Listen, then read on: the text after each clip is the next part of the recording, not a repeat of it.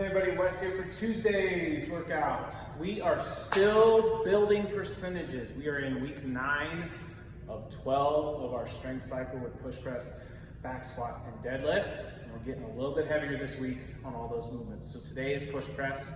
We're gonna have 3 sets of 5 at 75%, a set of 5 at 85, and then depending on how you're feeling, another set of 5 at either 85 or 90%, okay? As we're getting heavier, we really have to focus on keeping true to our movement and mechanics as we go. Don't let things fall apart just for the sake of those numbers. And something that tends to happen on push press is as we get this bar, we'll take it from the rack in the strength, but sometimes with our push press, okay, we either start to come forward and get more of a squat, we don't get that full range of motion, where we're finishing here, out in front versus all the way overhead, or the dreaded jerk where we start to dip under because it's so heavy, okay? So stay true to that push press form, elbow slightly in front of the bar to start. We're going to dip and then extend those knees and hips to get that bar overhead, bring it back down, and work on that transition of power from the lower body to overhead.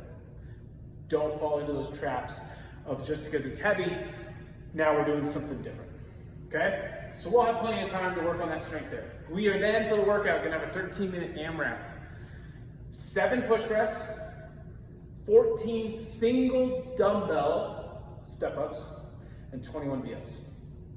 The push press are written a little heavy.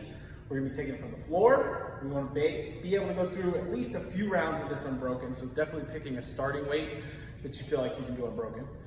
The single dumbbell step up, the catch here is you can hold it however you want above the waist, so we don't get to hold it suitcase style.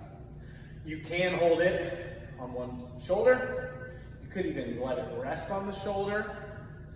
You could throw it on a back rack with both here. You could do a goblet. I don't know why, but you could go overhead.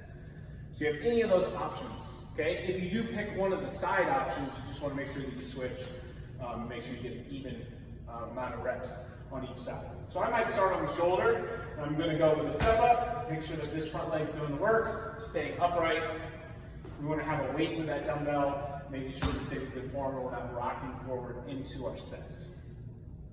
Alternate legs, so that way we're getting to 14 total step-ups as we go.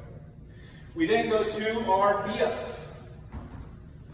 Okay, and for V-ups, remember, we're trying to keep those legs as straight as possible. For me, that's a challenge.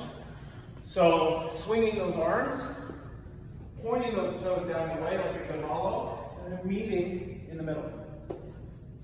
If it's too hard to keep those legs straight, we're going to do the double leg. You can go one leg. And again, you can challenge yourself whether your heels are up off the ground the whole time or touching in between reps. It'll definitely make it harder if they're up the whole time. We could also always go to that tuck up, alternating tuck up, or sit-ups if we need to. So the goal on this is to get 5+ rounds in that 13 minutes.